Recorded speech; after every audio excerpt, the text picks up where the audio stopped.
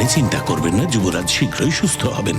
চন্দনের জল আর ঔষধির মাধ্যমে উনি শীঘ্রই সুস্থ হবেন, ওনার কষ্টও কমবে।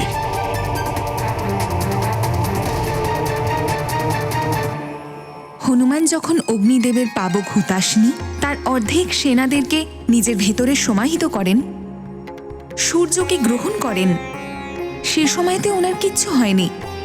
আর তারপরে তো অগ্নিদেব ওনাকে বরদান দেন যে ওনার ওপর অগ্নির কোনো প্রভাব পড়বে না।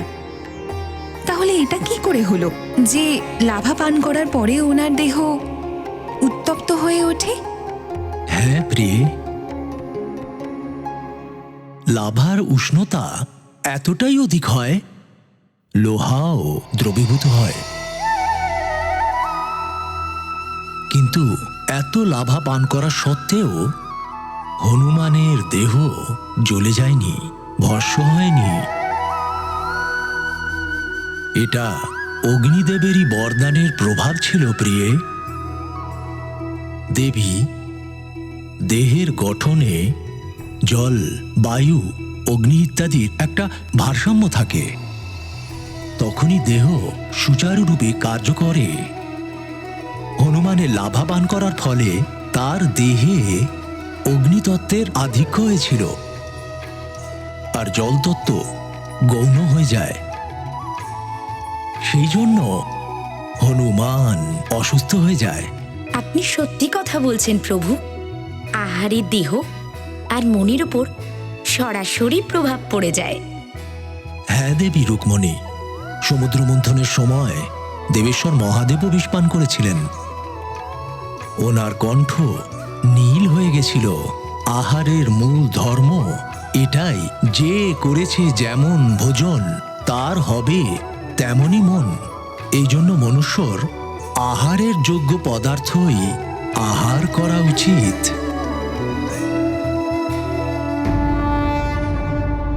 যুবরাজ, এটা পান করুন।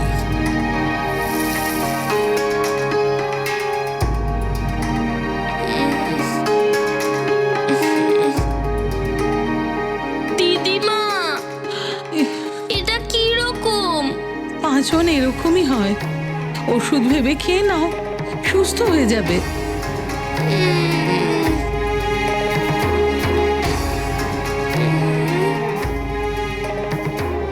ঠিক আছে।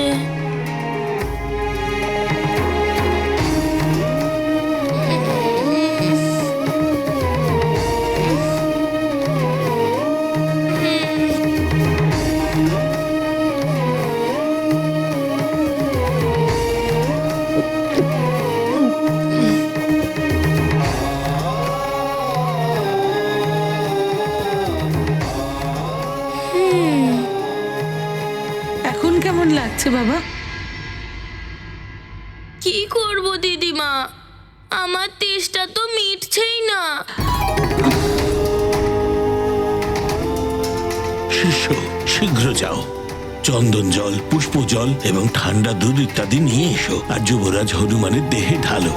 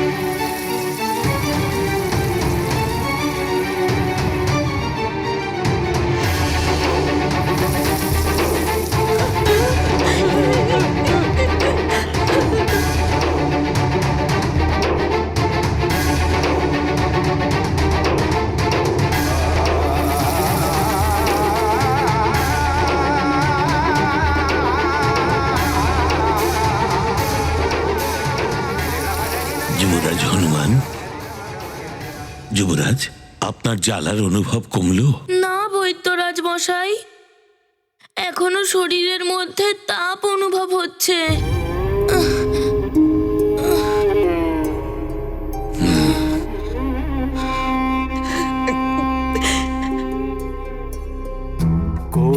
औषधि काम न आए। लावा के तप से तपते हनुमान, राज वैद्य करे हर उपचार, किंतु कैसे धैर्य धरे हनुमान। सब चिंतित और व्यथित है, अब ना सूझे कोई युक्ति। प्रभु हर लो पीड़ा मेरे लाल की, मांजना करती विनती। হে ঈশ্বর, আমার পুত্রকে এত কষ্ট কেন দিচ্ছেন আপনি?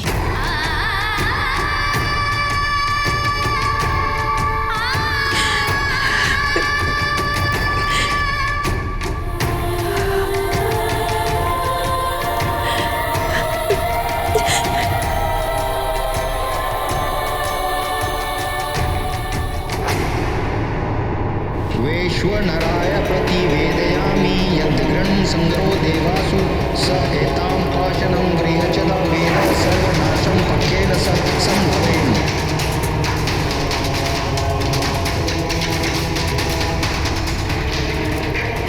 গুরুদেব, ওই আকর্ষণ কবচ সিদ্ধ হতে আর কত সময় লাগবে? সময় তো লাগবে লঙ্কেশ, কিন্তু কতটা এটা বলা বেশ কঠিন।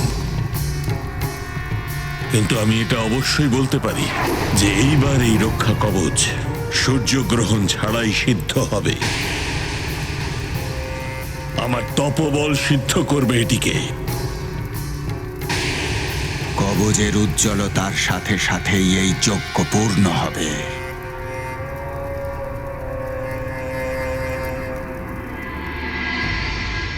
রাবণকে সাহায্য করার অর্থ হলো সংসারের ধ্বংস আর বিনাশ। দেবরাজ, শুক্রাচার্য হচ্ছেন সমস্ত অসুরের গুরু। উনি রাবণেরও গুরু। কিন্তু গুরুদেব, গুরুর কর্তব্য হলো নিজের শিষ্যকে উচিত পথ দেখানো, যেখানে উনি তো রাবণকে অধর্মের পথে নিয়ে যাচ্ছেন। হ্যাঁ গুরুদেব, রাবণের রক্ষা কবচ যদি সিদ্ধ হয়ে যায় তাহলে ওর শক্তি বহুগুণ বেড়ে যাবে। ও অবদ্ধ হয়ে যাবে। ওর ভয়ে সমস্ত সৃষ্টি ত্রাহি ত্রাহি রব তুলবে। সংসারে রাজত্ব করবে অসুররা। দেবরাজ, দেবী শচী, দৈত্যগুরু শুক্রাচার্য নিজের গুরু ধর্ম পালন করছেন।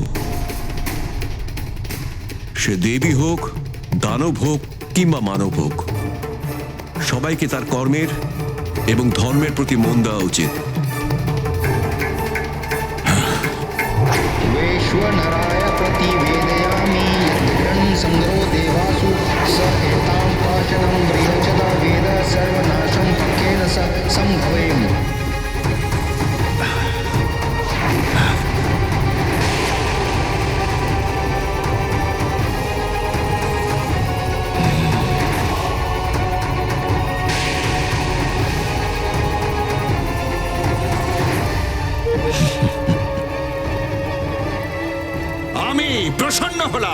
প্রসন্ন হলাম আমি। গুরুদেব, আপনি মহান। আপনার তপবল কাজ করছে। আকর্ষণ কবচ সিদ্ধ হতে শুরু করেছে। ওই কবচ নিজের মায়াবী শক্তি নিয়ে সিদ্ধ হবে, আর তারপর তুচ্ছ বানরই হোক বা সংসারের যে কোনো স্থলে জন্ম নেওয়া নারায়ণী হোক, কেউ আমার কোনো ক্ষতি করতে পারবে না। আমি অবাধ্য হয়ে যাব সবার কাছে।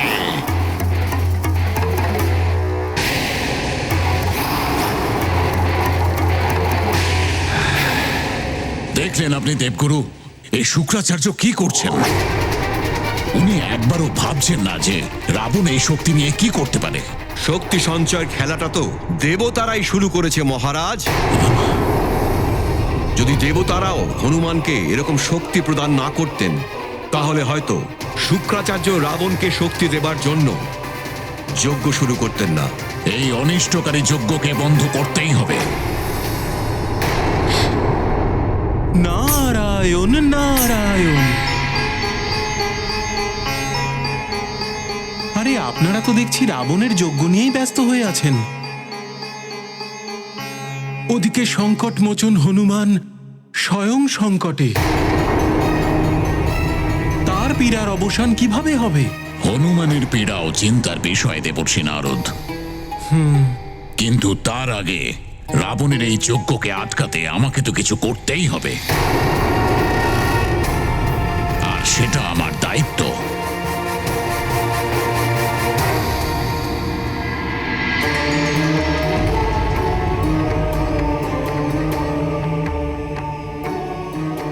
হে করুণার সাগর,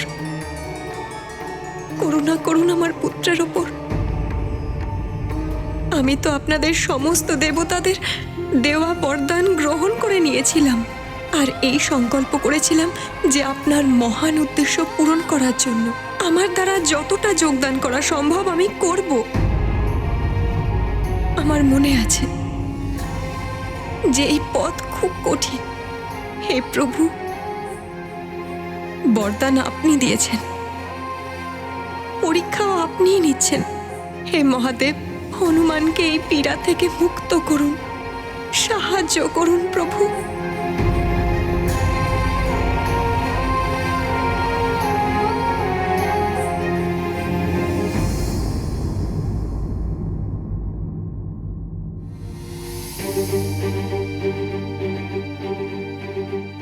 মহাদেব, স্বামী, আমি হনুমানের অসীম এই বেদনা আর দেখতে পারছি না। এটা সত্য যে ও বরদানের শক্তির প্রয়োগ বুদ্ধিমত্তা দিয়ে করেনি, কিন্তু এখন ওর বিকাশ বাকি। ও নেহাতি অবোধ, কিন্তু আগ্নেয়গিরির মুখ বন্ধ করতে বা লাভা পান করার পেছনে ও তো লোককল্যাণের কথাই ভেবেছে। হনুমান লাভা পান করে নিজের প্রজাদের সংকট দূর করেছে। সংসারের মুক্তি আপনিই করতে পারেন দেবাদিদেব। আপনার মতো বৈদ্য এই সংসারে কেউ নেই।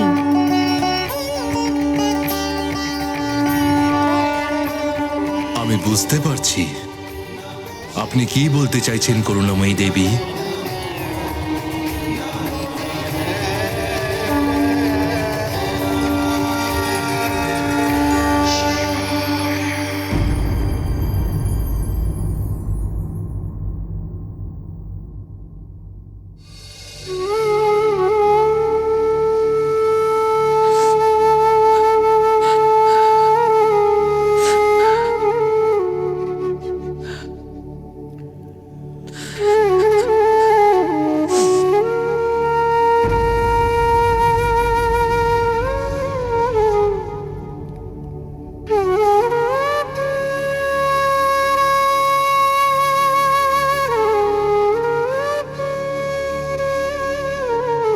কেমন আছে? ওর কষ্ট একটু কম হলো মা? না রে মা, রাজবৈদ্য সমস্ত চেষ্টা করেছেন, জড়িবুটি থেকে শুরু করে চন্দন অবধি সমস্ত ঔষধি প্রয়োগ করেছেন। আশেপাশের অন্যান্য বৈদ্যদের কাছেও হনুমানের নিরাময়ের জন্য কোনো ঔষধি নেই। আমি তো বুঝতেই পারছি না এখন কি হবে আমাদের হনুমানের। সবাইকে সংকট থেকে উদ্ধার করার জন্য ও এসব করেছে, এবার স্বয়ং সংকট মোচনকে সংকট থেকে উদ্ধার করতে কে আসবেন? ওম নমঃ শিবায়, ওম নমঃ শিবায়, ওম নমঃ শিবায়, ওম নমঃ শিবায়, ওম নমঃ শিবায়। Har Har Mahadev, Har Har Mahadev, Har Har Mahadev, Har Har Mahadev.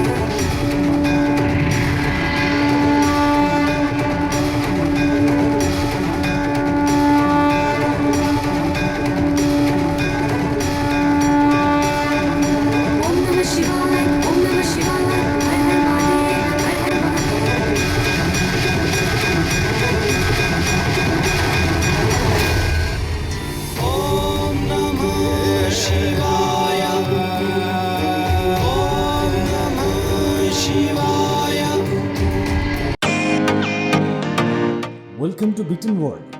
How may I assist you? নতুন ফ্ল্যাটের জন্য একটা স্ট্যান্ড ফ্যান আর কুলার নেব। এই পচা গরম থেকে একটু স্বস্তি চাই। বাজার চলতে সব ব্র্যান্ড আর ভরসাযোগ্য নয়। তার জন্য তো আমাদের ফ্যান আছে, all purpose bullet table fan, ceiling fan. আমাদের সিলিং ফ্যান কিন্তু 30 মাসের ওয়ারেন্টি সহ পাওয়া যায়। আছে ফারাটা 2 বছরের ওয়ারেন্টি, 17 থেকে 20 মিটার এয়ার ফ্লো, মধ্যবিত্তের সাধ্যের মধ্যে একমাত্র ভরসাযোগ্য ব্র্যান্ড ব্রিটেন। আমাদের কুলারের কিন্তু অনেক range, 45 litres, 50 litres, 70 litres, 90 litres, 110 litres. Honeycomb সহযোগে ব্রিটেনের সব কুলারের ওয়ারেন্টি 1 বছর। চেনা হাওয়ায় অচেনা অনুভূতির জন্য একমাত্র আদর্শ ব্রিটেন। গরমে স্বস্তি পেতে ব্রিটেনের ফ্যান হোক বা কুলার, আজই আনুন বাড়িতে। Britain, digitally yours.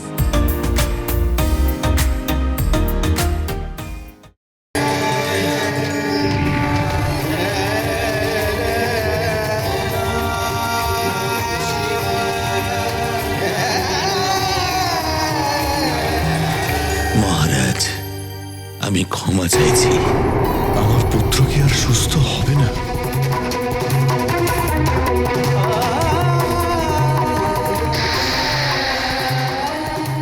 স্বামী, যদি আমার পুত্রের কিছু হয় তাহলে আমিও আর বেঁচে থাকবো না।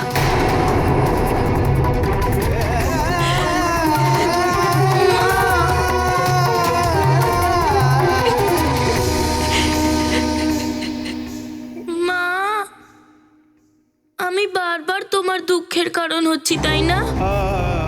আমাকে ক্ষমা করে দাও। এরকম বলো না পুত্র।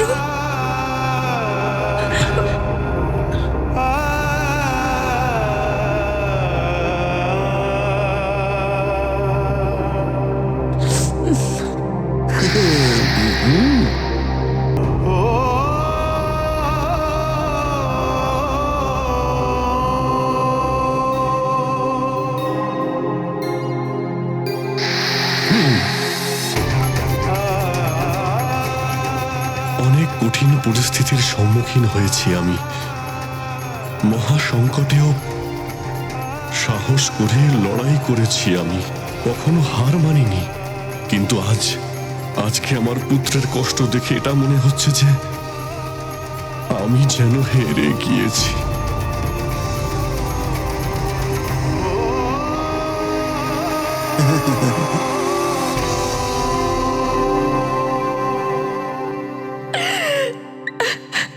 পরাজয় ততক্ষণ হতে পারে না যতক্ষণ ভগবানের ওপর ভরসা আছে।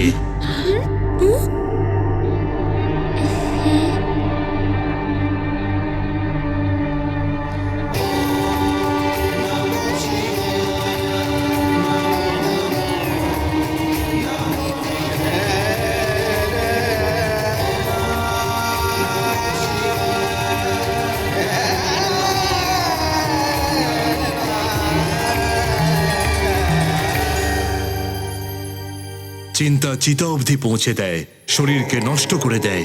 সেই জন্য চিন্তা ত্যাগ করে আশাবাদী হয়ে থাকুন। শেষ ঈশ্বরের উপর ছেড়ে দিন। এ কোন মহারিষি? দিব্য জ্যোতি যেন বেরোচ্ছে ওনার শরীর থেকে। ওনারা কারা হতে পারেন?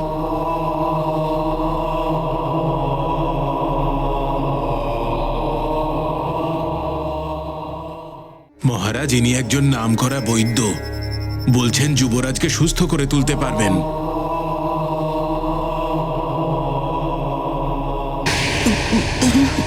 আপনাকে স্বাগত বৈদ্য মশাই।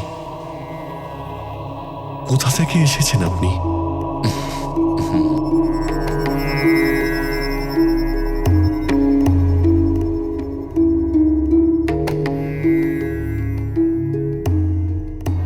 যোগী আর বৈদ্যর ঠিকানা জিজ্ঞেস করতে নেই মহারাজ। আমি তো আপন ভোলা জলের স্রোতের ন্যায়, আজ এখানে তো কালকে অন্য কোথাও। শুশ্রূষা করাতে চান তাহলে বলুন। করাতে চাই মহারাজ।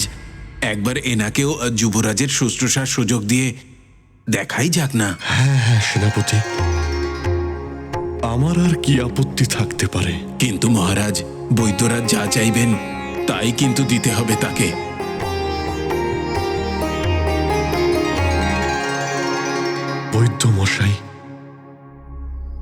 আপনি আমার পুত্রকে সুস্থ করে দিন। আপনি যা চাইবেন আমি তা দেব,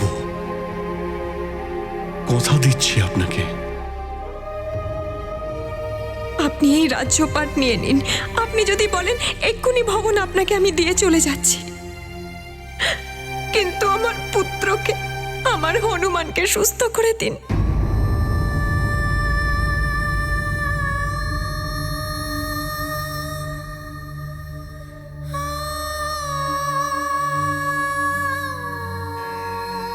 মহাদেবের থেকে বড় বৈদ্য আর কে হতে পারে এই সংসারে?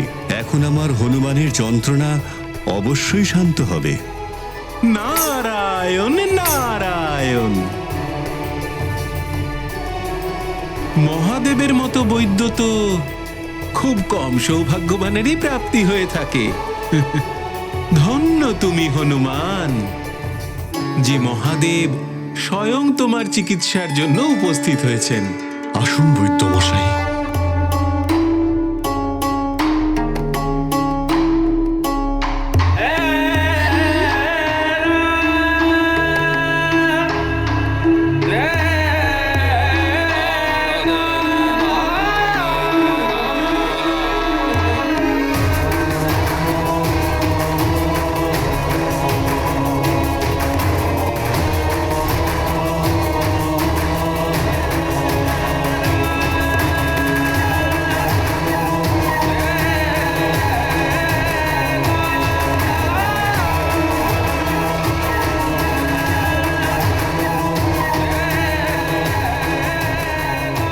বৈদ্যরাজ মশাইকে তো চেনা চেনা লাগছে, কিন্তু আমার মনে পড়ছে না যে এনাকে কোথায় দেখেছি।